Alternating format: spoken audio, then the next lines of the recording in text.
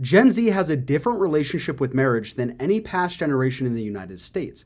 And I think it's worthwhile looking at a few stats to see what I mean by that. Now, looking at Gen Z and millennials, 2 in 5 think that marriage is an outdated tradition. 73% think that it's too expensive to get married in today's current economy. And 85% don't think that marriage is necessary to have a fulfilled and committed relationship. Now, today I want to look at an article from the Wall Street Journal titled Gen Z on Marriage in This Economy. Now, this article is interesting because it grabs the perspective of a bunch of students from across the United States, mostly Gen Z, a few millennials, to really look at, how do young people view marriage differently today, and what obstacles are they up against that is making marriage less common today than it was in the past. Because another stat that's worth looking at is that today, 1 in 3 people over the age of 15 have never been married, whereas in 1950, that number was 23%. Meaning there's over a 10% jump in the amount of people that have never been married with today's population versus the 1950s. So why is it that today's young people are getting married less often and also have different views of marriage, maybe less favorable than past generations? Let's get into it. Now, this student from the University of Wisconsin talks about how Gen Z is coming up in a bigger sort of cultural division between the gender wars than past generations ever saw. And I think if you're a young person today, you've definitely seen at least a little bit of this, right? She talks about how on-screen girl bosses like Samantha Jones and Sex and the City convince a generation of young women that boozy, one-night stands, Chanel bags, and corner offices are more desirable than domesticity and child rearing. She also talks about how young men have Andrew Tate and a bunch of these sort of toxic, masculine sort of role models that make it seem like, conquest, getting sex with women is more important than actually building a family, getting married. And I've definitely seen this, right? She talks about sort of the red pill community versus this third wave feminism.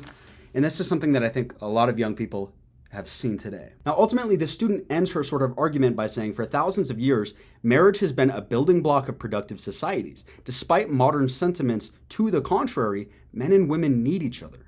The easiest way to build a meaningful and productive life is to fall in love, get married, and start a family. I agree wholeheartedly with that conclusion. But one thing I think that is worth talking about is this culture war, right? Because I've got a lot of friends, both men and women, who view the other sex as not having any compatible mates, right? This is something that I think if you're in your 20s today, you've heard from at least one of your friends. As maybe the guys are like, man, there's no good women out there. It's not worth my time. The women are like, hey, there's no good men out there. They're not worth my time. And to the young people out there right now, one perspective shift that I've gotten since getting older that maybe I wish I would have heard when I was younger to save me some time, is, hey, maybe it is rarer to find a good woman today or a good man. There's arguments to be made that, people are less religious, less moral, a lot more selfish in today's world than they were in the past. So, maybe you're right to a degree. Maybe it is almost impossible to find a man, right? I would argue it's not impossible for you to find a good man or a good woman, but sure, it's more rare. Maybe we can meet in that middle ground. Now, here's what I would argue. It's incumbent upon you to go spend time with yourself and become a better version of yourself. Because if there's even just one great man or one great woman in the world today, then you need to be ready to actually be someone that's worth them dating or potentially marrying, right? And it's easy to complain about, there's not a lot of good people out there for me without internally looking, how can I be better?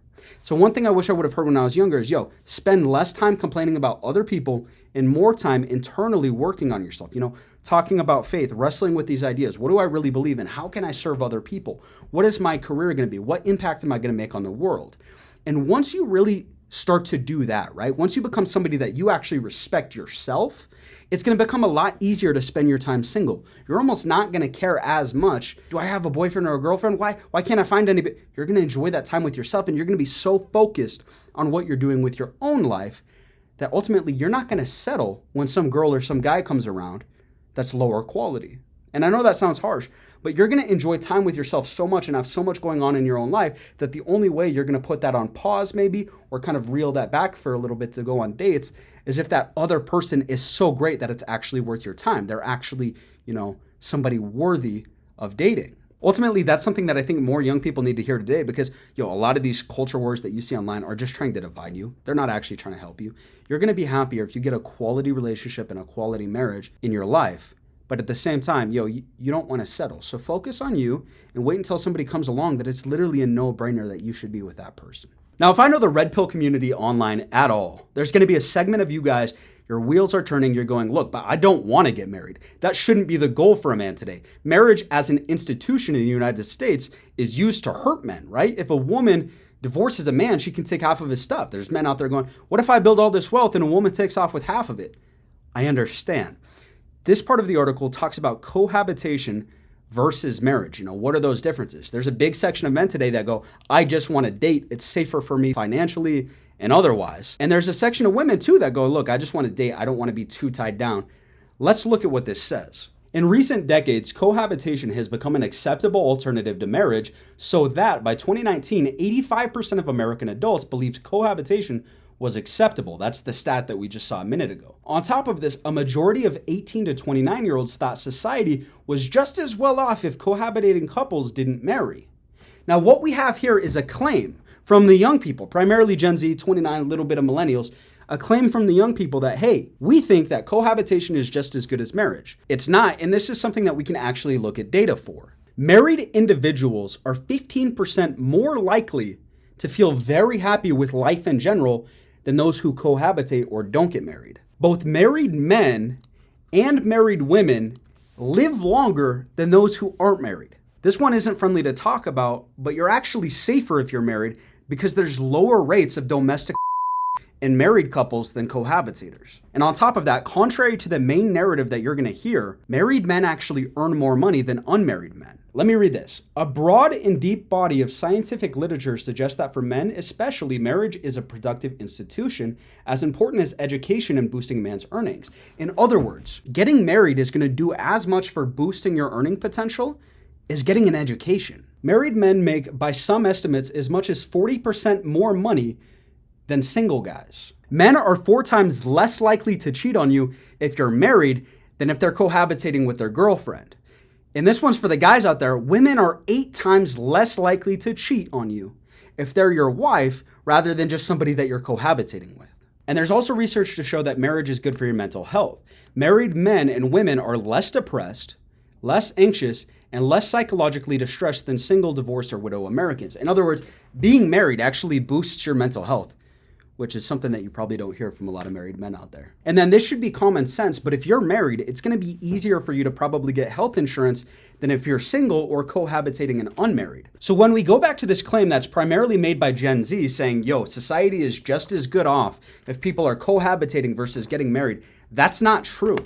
People are happier, they live longer, they're safer and less likely to get into domestic if they're married. They make more money, they cheat less. They report themselves that they're less stressed. They also get health insurance discounts. We didn't even talk about tax benefits.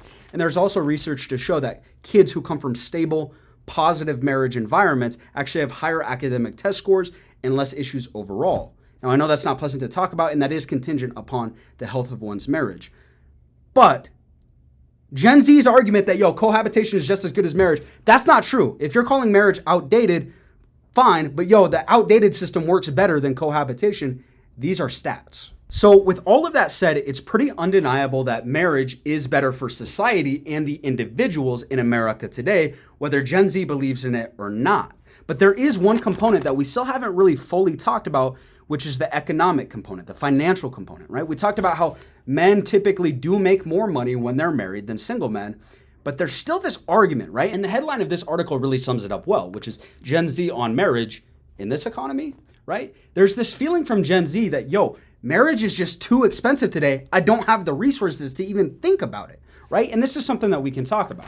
This gentleman from Penn State says this partially reflects misplaced priorities. In earlier decades, parents raised children with the expectation of finding a spouse and rearing a family. Today, however, cultural and intellectual influencers teach youth to place career aspirations and so-called self-discovery above all else. Look, I get it. We're too selfish as a society today. All of our algorithms and our sort of silos on social media, they don't help that. But what this guy is saying, almost as if it's these people online's fault for, focus on your career aspirations, focus on self-discovery.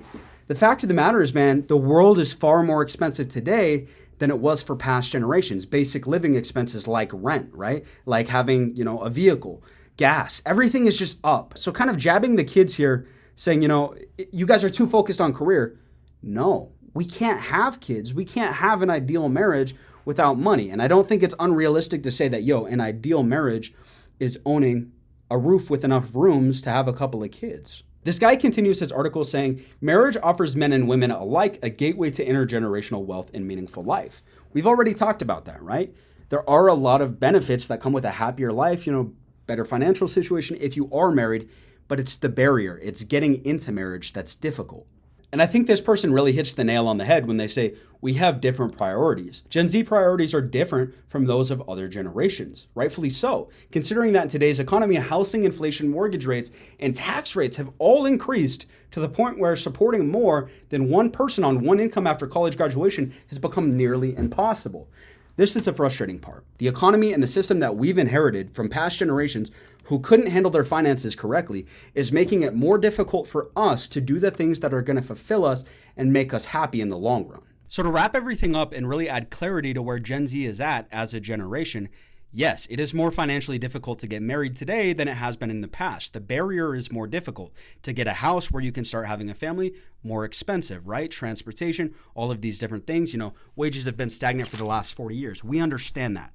But don't fool yourself into thinking that marriage doesn't come with benefits, right? Cohabitation is not as good for you, your children, a society, is if we get married. So yes, it is taking us longer to get married and to get to where our parents were at younger ages, our grandparents, right? But we can't forget that marriage is the goal, and we can't find ourselves making excuses for not getting married. I think ultimately we need to be intentional, right? We need to chase our careers, get our money up so that we can get married. But guys, 85% of Gen Z thinking that cohabitation is just as good as marriage, that's not the case.